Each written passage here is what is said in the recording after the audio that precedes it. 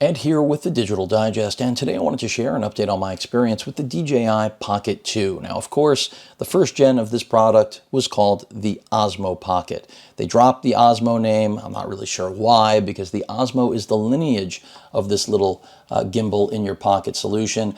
But today's update is all about performance, quality, and whether or not I think they've done a good job. So to answer the first question, DJI has addressed just about everything they needed to with this little pocket gimbal. Audio now is actually really impressive, and that's because they've integrated microphones into every part of the body. So that means there's really nowhere that's going to be a dead zone for you when it comes to audio quality. And that's something they really needed. The controller, you can see, comes with it. Now, I did purchase this. I did not get the creator bundle for $500, and I'll get into that through the course of this video. And it's sad that they created that bundle because it's got some key components that this thing really does need out of the box. You can see the micro SD card right there. I've thrown a 1 terabyte in there. I know they don't say it supports 1 terabyte, but guess what? It supports it. Other things you should know, power button is on the right side. Of course, you can control this using the nub, is what I'm going to call it. And this was something they didn't give us in the first gen. You had to buy it as a separate accessory. Now, you can hook this up to your phone. In fact, you're going to need to actually get this going. You know, it's something where I personally would like to always avoid hooking it up to my phone. But there are, of course, certain instances, if you're vlogging, and I don't mean you're walking around, but then again, why use this? Because it's all about the 3-axis stabilization. Thinking 5-axis from all of my mirrorless Sony cameras, but the 3-axis electronic stabilization that it has, the gimbal system, is of course choice for moving. If you're however a YouTuber, a vlogger, and you want to put this down and have it follow you around, it will track you, and it does a fairly good job with that.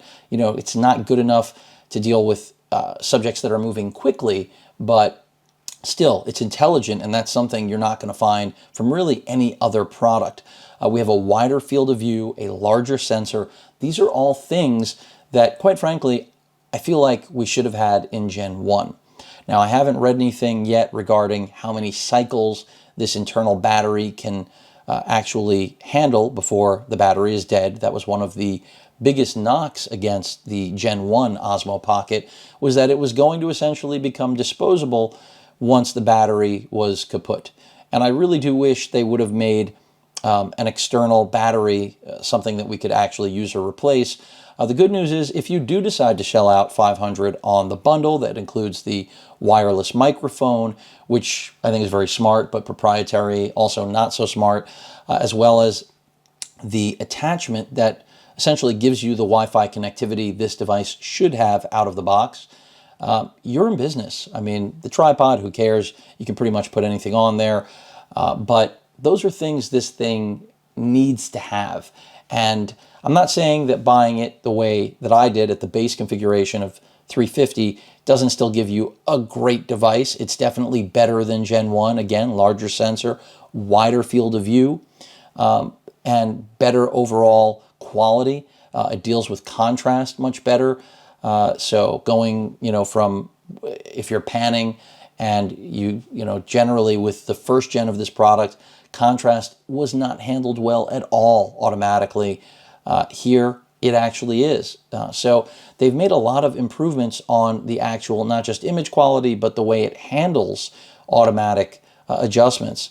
So they deserve credit for that. But the fact that I feel like I need to tell people they have to buy the $500 bundle is a stumbling block for me, because part of the beauty of this, beyond the fact that it's a stabilized, a 3-axis gimbal that you can stick in your pocket, is functionality. And the only way you're going to really get the finished product is with that $500 bundle, in my opinion. Because right now, putting this side by side with the Gen 1 product, which really wasn't Gen 1, but it was in this form factor, I'm not blown away.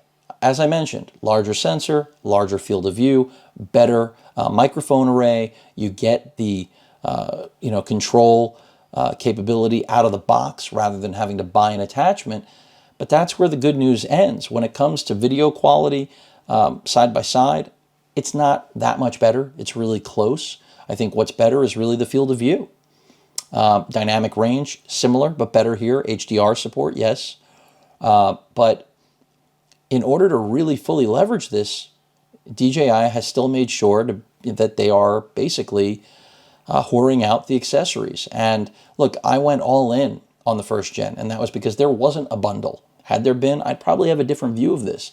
And the fact that, only some of the accessories I have from Gen 1 are compatible with this also rubs me the wrong way. I mean, the Wi-Fi dock, can't really use it with this. I mean, you can force it on, but it's a tight fit. So it can work, but really should be able to work without any hitch. The control dial that is included here, the first Gen 1 that was a separate purchase, it works. In the first video I put up, it did not work natively without an update, but it now does.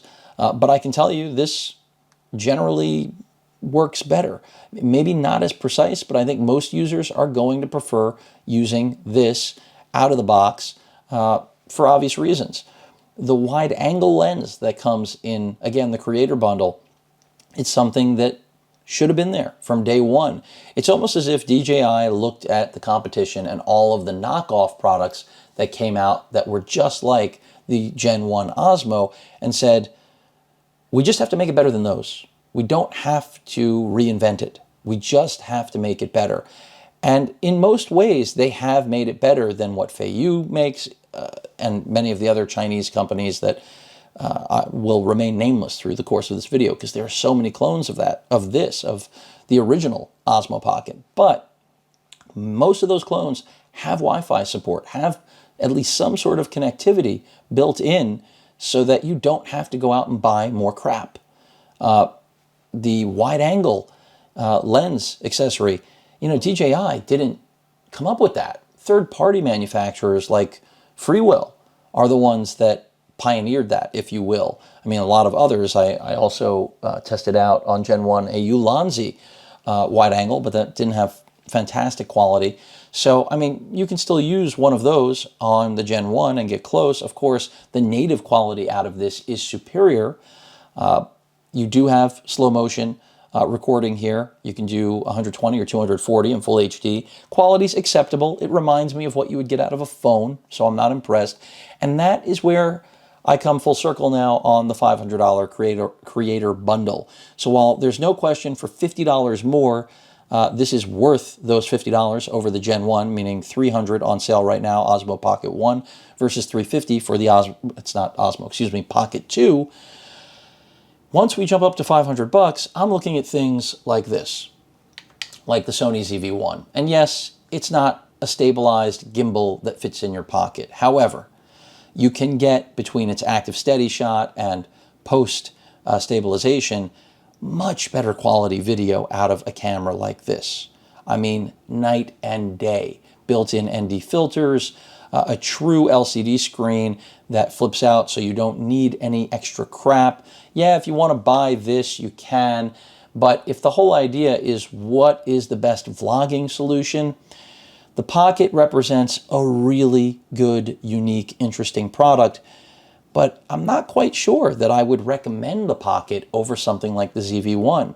And while the ZV-1 is $699, that's way too close to the $499 that the Creator Bundle, or whatever the hell they call it, DJI, is pricing this at. So, I mean, the fact that one is $499 and, the ZV-1 is right now $699, it's a tough decision. And that's one right now I'm not comfortable enough. I've got to spend a little more time with the Pocket 2 in order to really tell you, could I see myself recommending it over the ZV-1? I mean, if you're ruled simply by budget, obviously the Pocket 2 is the more budget-friendly purchase, even when it comes to buying the bundle. But remember, the sensor size is just, at least based on my thoughts right now, it can't do justice to something like the ZV-1. I mean, the 1-inch sensor performance, it's not, a world apart, but this still reminds me a lot of what you'll get out of the Note 20 Ultra, which is best in class for a smartphone, but this isn't a smartphone, folks. This is a pocket gimbal. So a lot of things going for it. Had really high expectations for this second-gen product. Not in love with the Canon red stripe, but whatever. It's cool. I'm not fanboy enough that would influence my decision. I'm just not sure what the hell is going on over at DJI, but they've done a lot of things right here. There's no question about it. Again, wider field of view, better audio quality built in. I don't really think the microphone is a must-have, by the way, that lav. I've heard the performance. I'm not blown away. It's good. It's got really good range, but guess what? The built-in mics on this are really good. And then, the other thing you got to compare it to, which is inherent, and I brought this up in my first look, is something like the Insta360 1R 1-inch edition, a 1-inch edition. A 1-inch sensor inside this little guy, capable of over 5K video. Granted, again, no mechanical electronic stabilization like this with a gimbal, but you do have some great stabilization in post. Looks like it's powering off just because it's the self-sleep mode. Nothing wrong with that. Go ahead, go to sleep, baby. But this is another one, and this will be all part of my final review, really determining, is the Pocket 2 worth your money when compared to something like the Insta360 1R 1-inch edition? I wouldn't compare it to the non-1-inch and the ZV-1, because this is the market they're after, right? They want to compete with these guys. They want this to be what you pick over something like the ZV-1 or the Insta360 1R or a GoPro, you name it, or even their own Osmo Action, which they have yet to update. The question is, does it really outperform them? And the answer is yes. In terms of stabilization, of course. It's got a mechanical electronic gimbal. But does that outweigh the cons associated with it? And for me, the sensor size and still the need for all those accessories, it's still a pressing issue. Again, I need to spend some more time with it. If I end up finding that the convenience, the form factor, and the battery life all equate to me using this more often than the ZV-1 or the Insta360 1R 1-inch edition, then it's got a place in my world. But that pricing, oh, that pricing. It's almost like if they didn't create the bundle, my perspective on this would be so different. My perspective would be focused on telling you what a great value this is at $350. But knowing that the bundle exists and that the bundle is really necessary to take full advantage of it, that's where I'm running into a wall.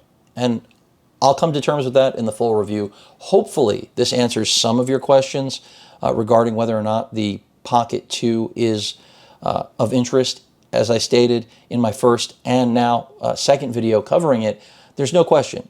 If you're looking at Gen 1 versus Gen 2, buy this. It's better in every way. The thing is it better than the alternatives that you're considering that, even though very few exist with electronic stabilization of this sort that are pocketable, it doesn't mean it's the best solution. When it first launched, there was nothing else like it. Now, there are more clones than I even care to name. And that is why I said through the course of this video, DJI, in my opinion, decided they didn't need to reinvent this thing. They just had to improve it enough that it would be better than the competition. And they did that for the most part. Sans wireless connectivity, which shame on DJI. They really, even if they had to make this bigger, they should have done it.